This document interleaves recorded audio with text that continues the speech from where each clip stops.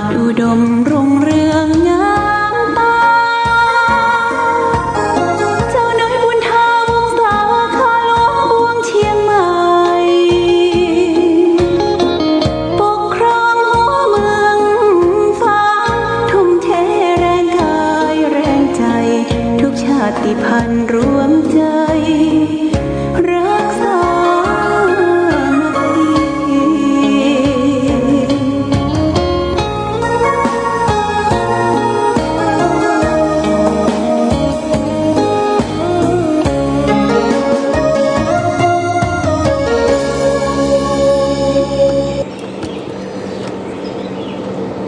เจริญสุข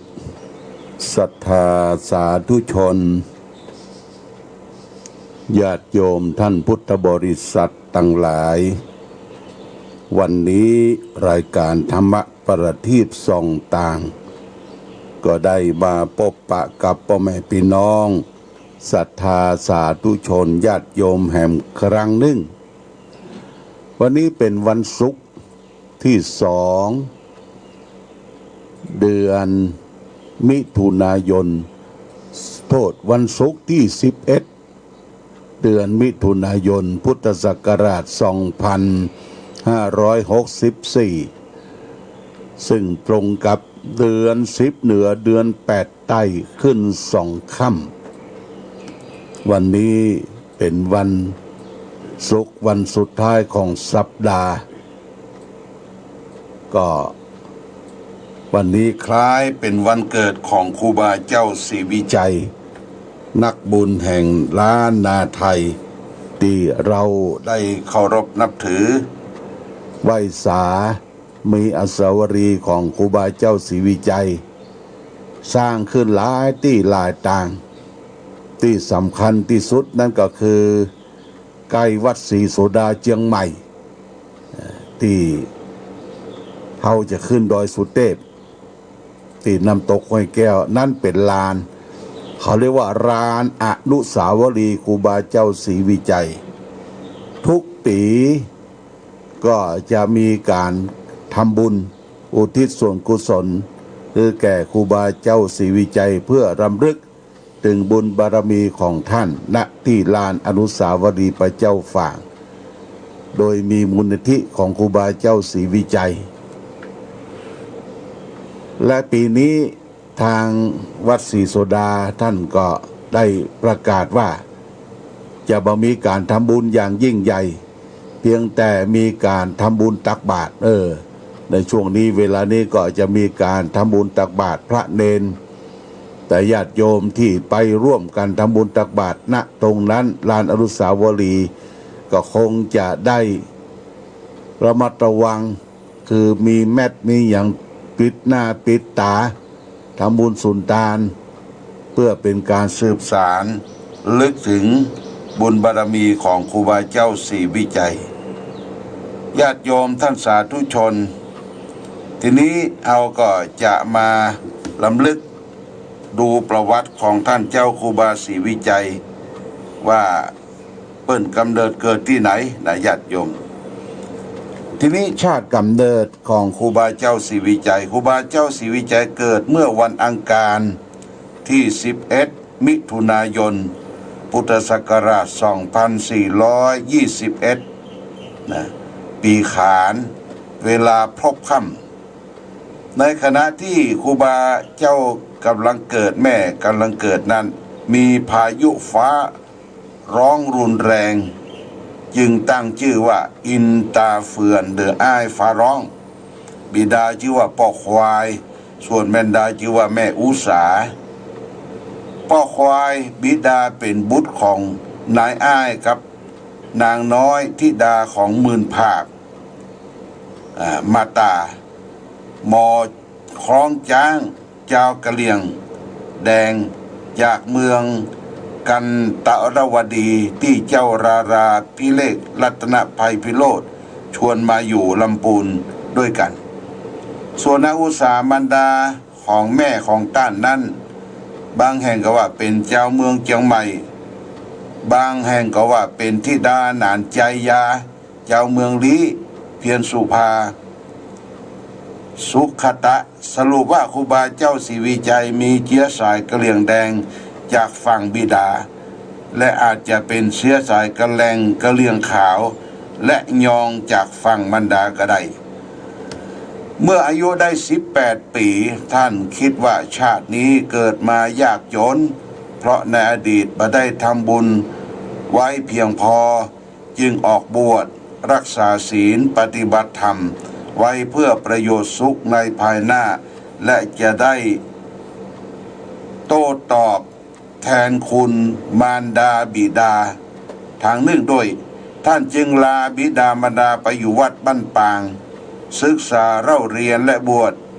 เป็นสามเณรกับพระอาจารย์คัตติยะหรือครูบา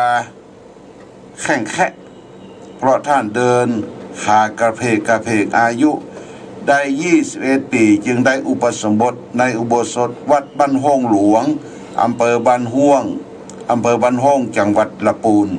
โดยมีครูบาสมณะวัดบ้านห้องหลวงเป็นพระอุปชาได้รับฉายาในการอุปสมบทว่าสิริชัยโยมีนามบัญญัติว่าพระศรีวิชัยในด้านศาสนกิจหลังจากที่ท่านได้อุปสมบทท่านได้ศึกษาไสยศาสตร์กับครูบาคัตติยะและครูบาอุปละและก็มาศึกษากรรมฐานกับครูบาอาจารย์ที่วัดบ้านห้องหลวงเมื่อกลับมาอยู่ที่วัดบ้านปางท่านก็มักจะเจริญสมาธิภาวนาในป่าฉันภัตตาหารมื้อเดียวฉันมังสวิรัติประชันของเสพติดเช่นว่ามากภูบุรีเมี่ยงทำให้ประชาชนเกิดความเลื่อมใสท่านมากเมื่อท่านทราบว่าที่ใดยังขาดเสนาสนะที่จำเป็นหรือกำลังทรุดโทรมท่านก็จะเป็นผู้นำชาวบ้านไปก่อสร้างจนสำเร็จผลงานที่ได้ช่างชื่อเสียงที่สุดก็คือการสร้างถนนขึ้นวัดพระธาตุดอยสุเทพที่มีระยะเวลาทั้งหมด11 กิโล 530 เมตรนะโดยเริ่มก่อสร้างวันที่ 9 เดือนพฤศจิกายนพุทธศักราช 2477 โทษแล้วก็เสร็จเมื่อวันที่ 30 เดือนเมษายนพุทธศักราช 2478ครูบาเจ้านั้นชื่อเสียงของครูบาเจ้าศรีวิชัยทำให้พระสังฆาธิการในจังหวัดเชียงใหม่ลำพูนบางรูปโดยเจ้าคณะจังหวัดลำพูนตั้งอธิกรณ์กล่าวหาว่าท่านถึง8 ข้อหาเช่นว่าทำตัวเหมือนกับผีบุญอวดอิทธิฤทธิ์ซ่องสุมกำลังผู้คนคิดกบฏต่อบ้านต่อเมืองและนำท่านไปจำไว้ที่ลำพูนและวัดศรีดอนใจเชียงใหม่จากนั้นได้ส่งตัวท่านไปไต่สวนที่กรุงเทพสมเด็จพระมหาสมณเจ้ากรมพระยาวชิรยานวโรรสจึงทรงตั้งคณะกรรมการพิจารณาเรื่องของพระศรีวิชัยประกอบพระเจ้าวรวงศ์เธอกรมหมื่นชินวสิริวัฒน์และพญานวรพรหม่อมราชวงศ์ชื่นสุจิตโตและพระธรรมไตรโลกาจารย์เจริญยานวโรได้ถวายรายงานความเห็นว่า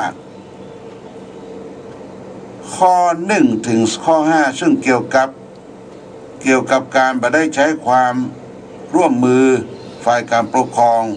พระศรีวิชัยรับสารภาพได้รับโทษแล้วข้อที่เหลือก็เกี่ยวกับการอ้างคุณวิเศษพระศรีวิชัยบ่มีความผิดเพราะประชาชนเล่าลือไปเองและจำคุกลงโทษกันไปการปล่อยพระศรีวิชัยกับภูมิลำเดยสมเด็จกรมพระยาวชิรยานวโรรสทรงเห็นชอบนะแล้วก็ปล่อยครูบาก็ไปทำบุญทำทานได้รับพระราชทานจากสมเด็จพระพยาซึ่งเป็นข้าราชวชิรยานวโรรส60 บาทเงินปัจจัยก็เอาไปซื้อนั่นซื้อนี้ไปทานไปไหว้สา ยังวัดพระแก้วมรกตเนี่ยญาติโยมผลงานของท่านครูบาเจ้าศรีวิจัยมีตั้งภาคเหนือเขาเนี่ยตั้งหมดเลยญาติโยมหลังจากที่ได้ทำผลงานได้ทำคุณประโยชน์ท่านก็ได้มรณภาพครูบาเจ้าได้มรณภาพเมื่อวันที่21กุมภาพันธ์พุทธศักราช2481เมื่อก่อนกับ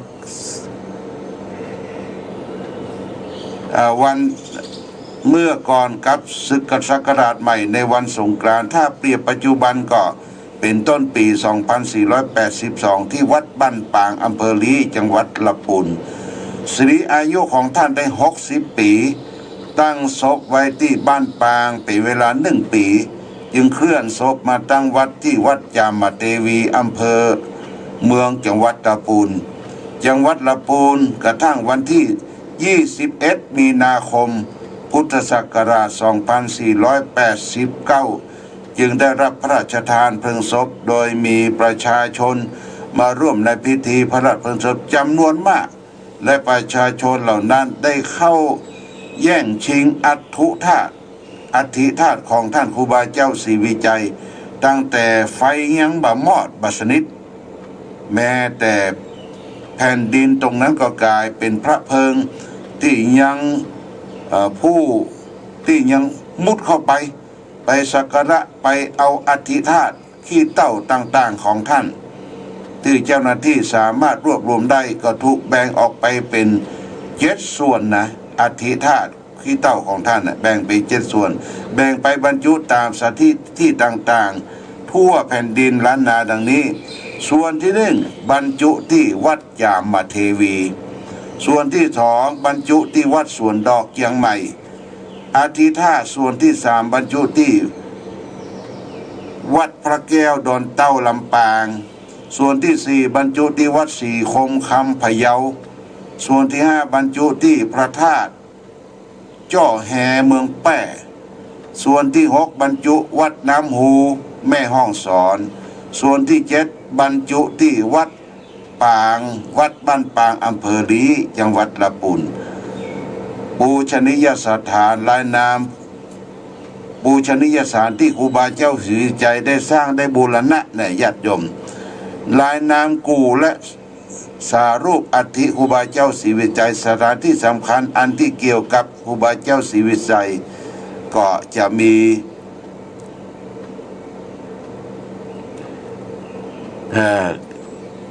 ชื่อพระสะพานอย่างต่างๆเนี่ยญาติโยมนะก็จะมีหลายที่ครูบาเจ้าได้ไปบูรณะพระธาตุทั่วล้านนาที่เก่าสุดโทรมแล้วก็ถนนหนทางสร้างสะพานแม่น้ำปิงนะข้ามไปฝั่งละปูนกับเชียงใหม่สัมปะตองนี่เนี่ยญาติโยมและสิ่งสำคัญที่เราควรจะระลึกถึงก็คือครูบาเจ้าศรีวิจัยนั้นเป็นประธานนั่งนักสร้างหนทางขึ้นโดยสุเทพเป็นเวลาเป็นระยะทาง11 กิโลกับ350 เมตรญาติโยมใช้เวลาบ่ถึงปีนะใช้เวลาบ่ถึงปีคราวอาตมาได้ขึ้นไปที่โรงเรียนอาโอยาม่าโรงเรียนตชดโดยการอุปถัมภ์ของสมเด็จย่าที่ตำบลบ้านปิ่นได้ไปตอนนั้นสมเด็จพระเทพรัตนราชสุดาท่านเสด็จคณะสงฆ์ก็ได้ไปถวายสารูปของครูบาเจ้าศรีวิจัยและพระพุทธรูปสมเด็จพระเทพเพิ่นได้กล่าวว่าเราเนี่ยแพ้ครูบาเจ้าศรีวิจัยท่านบอกว่านะครูบาเจ้าวิจัยนั่นสร้างถนนขึ้นไปโดยสุเทพ11 กิโลป่ายเนี่ยโดยบาดใจเครื่องแรงงานต่างๆเป็นวัตถุเป็นรถยนต์เป็นรถแท็กเตอร์เลยสมัยนั้นมันมีญาติโยม ใจแรงงานผู้คนที่ทำด้วยศรัทธาศรัทธานี่คือความเชื่อความเลื่อมใสเพิ่นไปนอนแฮมแก่มื้อที่ตีน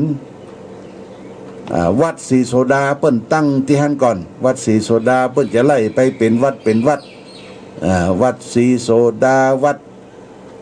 ต่างๆขึ้นไปถึงพุทธยอดสุดก็คือสูงสุดก็คือพระธาตุดอยสุเทพสร้างประมาณ11กว่าเดือน11เดือนหรือ8เดือนน่ะญาติโยมป้าอุ้ยแม่อุ้ยเปิ้นเล่าว่าเปิ้นเป็นนอนแฮมแก่มือกันนะเอาข้าวสุกข้าวสารอาหารแห้งขบกจอบเสียมนะไปนอนแฮมแก่มือได้เข้าแถวญาติโยมมีโรงครัวใหญ่มีโรงอาหารใหญ่มีโรงทานใหญ่เปิ้นจัดด้วยความบริสุทธิ์ใหญ่ญาติโยมที่ไปนั่นต่างคนก็ต่าง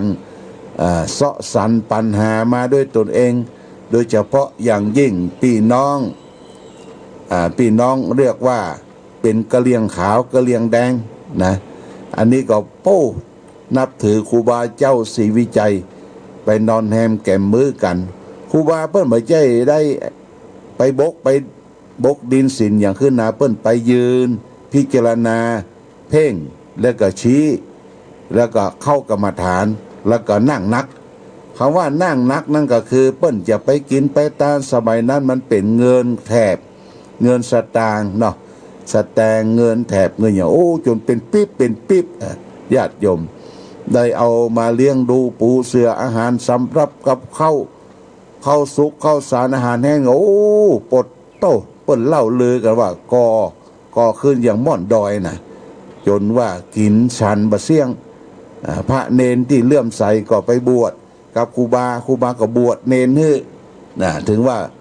เปิ้นก็ใส่ความว่าเป็นพระอุปชาเถื่อนอุปชาเถื่อนพอคนไปบวชไปเลื่อมใสโลกเป็นพระน้อยเป็นอย่างนุ่งผ้าดำกักกิ๊กผ้าสีกักไปช่วยกันพัฒนาครูบาเจ้าศรีวิจัยก็ได้พัฒนาจนสำเร็จมีหนทางขึ้นดอยสุเทพมีรถคันแรกคือของหลวงศรีประกาศได้ครูบาเป็นรถจิ๊บสมัยโบราณตอนนี้รถจิ๊บคันนี้ยังอยู่ที่วัดบ้านปางเนอะญาติโยมเนอะไปที่ลีละปูนก็ไปดูพิพิธภัณฑ์ครูบาเจ้าศรีวิจัยไปดูปราสาทของครูบาเจ้าศรีวิจัยไปดูอัฐบริขารจีวรบาทที่เขียนธรรมที่ใจในกิจวัตรประจำวันของครูบาอยู่ที่พิพิธภัณฑ์วัดบ้านปางหลังจากนั้นเราก็ไปดูถิ่นที่กำเนิดที่เกิดที่ฝั่งหกครูบาอยู่ตั้งลุ่มวัดบ้านปางวัดบ้านปางก็ได้ตั้งชื่อว่าเป็นตำบลศรีวิชัยวัดที่ครูบาเจ้าได้พำนักพักที่หันแล้วก็ได้ปฏิบัติตนและครูบาเจ้าศรีวิจัยก็ได้ขึ้นมาพัฒนาบูรณะวัดพระธาตุโสฝางในญาติโยมนะวัดพระธาตุโสฝางตอนนั้นดูเหมือนจะเป็น 2475ครูบามาก็มาแพะวักมาเรื่อยๆเปิ้นไม่ใช่ได้เตียวนะญาติโยมตนบุญเปิ้นหาบหามเปิ้นแห่กันใช้เฉลียงแห่กันมาเป็นระยะวันหนึ่งก็บ่เกินสัก20 กิโลนะญาติโยมเตียวกันเป็นเส้นเป็นสายมีจ่อมีตุงมีหยังรับมีก้องมีมองกันเป็นที่ม่วนนันสันเล่าเนอะตะก่อนนะแล้วก็เข้าเมืองฝางก็มาพักที่วัดพระธาตุจอมคีรีนะญาติโยมนะวัดพระธาตุจอมคีรี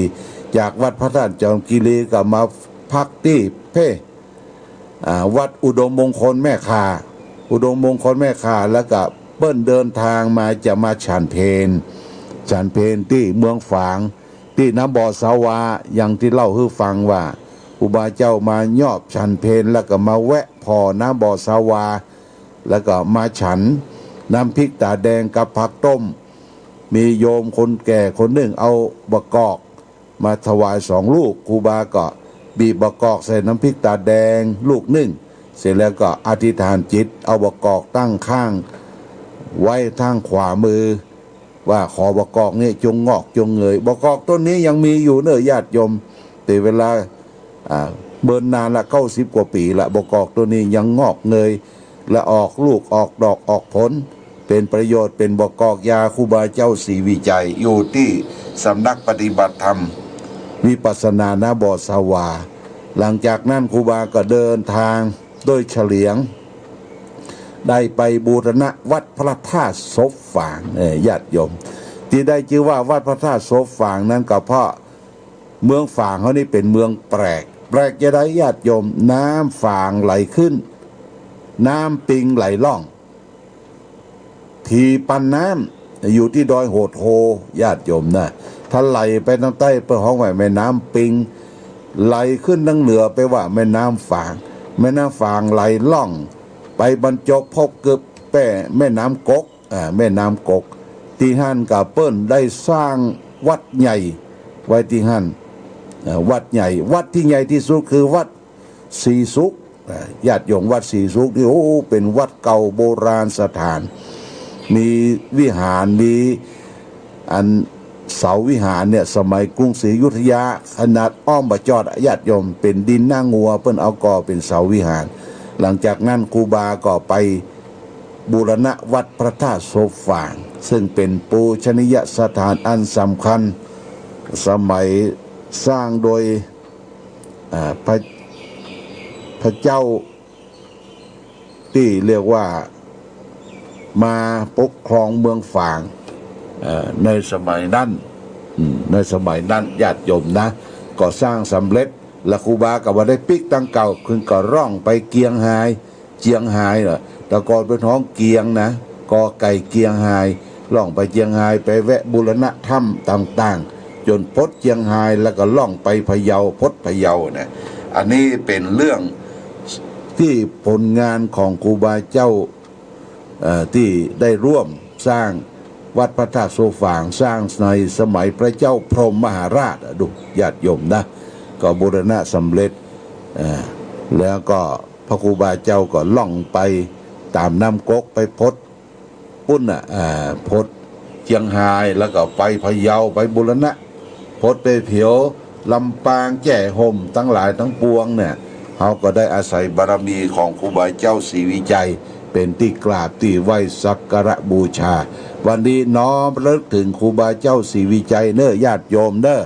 ยกมือสาสักการะบูชาไผ่มีฮูกมีเหรียญมีอย่างก็เอามาพนมมือแล้วก็ว่ากล่าวกรรมครูบาไหว้สาครูบาเจ้าศรีวิจัยโดยกรรมที่กล่าวไหว้สาสักการะบูชาที่เคยประพฤติปฏิบัติกันมาที่อนุสาวรีย์ครูบาเจ้าศรีวิจัยที่ตั้งอยู่ที่วัดพระบาทอุดมก็ได้ทำพิธีไหว้สาเมื่อวันที่เขาได้ปฏิบัติวันแรม7 ค่ำแรม7 ค่ำเดือน9แรม7 ค่ำเป็นประเพณีไหว้สาอนุสาวรีย์ครูบาเจ้าศรีวิจัยได้ผ่านพ้นมาดูเหมือนจะเป็นวันที่3นะวันที่2นะญาติโยมวันที่2เดือนนี้เนาะผ่านพ้นมาแล้วศิริวิเชโยนามะได้ไหว้สาสักการะบูชาบุญบารมีของครูบาเจ้าศรีวิจัยวันนี้เป็นวันกำเนิดเกิดของท่านอายุสริรวมแล้วท่านได้มรณภาพอายุ60 ปีก็รวมความแล้วตั้งแต่สมัยนั้นเป็นต้นมาเนี่ยญาติโยมเด้อมาถึงปัจจุบันนี้ท่านได้เกิดมาเป็นเวลา143 ปีนะญาติโยมนะ143 ปีเปิ้นก็ได้เรียกว่าได้ประชุมเพลิงพระราชทานเพลิงศพในวันที่21 กุมภาพันธ์ 2482มาจนถึงปัจจุบันนี้ก็ได้82 ปีผู้คนพ่อแม่ศรัทธาญาติโยมที่อายุ90 ป่ายนั้นได้ร่วมเป็นป้อน้อยป้อนานที่มีอายุยืนได้ร่วมครูบาเจ้าศรีวิจัยบัดนี้ถึงกาลเวลาก็ขอน้อมสักการะบูชาดวงวิญญาณของครูบาเจ้าศรีวิจัยนักบุญแห่งล้านนาไทยท่านได้รับรู้และอนุโมทนา เข้าใจว่าท่านจะได้ไปสู่พุทธภูมิเป็นที่อยู่ของพระสัมมาสัมพุทธเจ้าคือเมืองนิพพานขอบุญบารมีทั้งหลายจงปกปักรักษาญาติโยมท่านสาธุชนทั้งหลายทุกท่านก่อนจากกันวันนี้นะญาติโยมต้องขออนุโมทนาธงชาติและเพลงชาติไทยเป็นสัญลักษณ์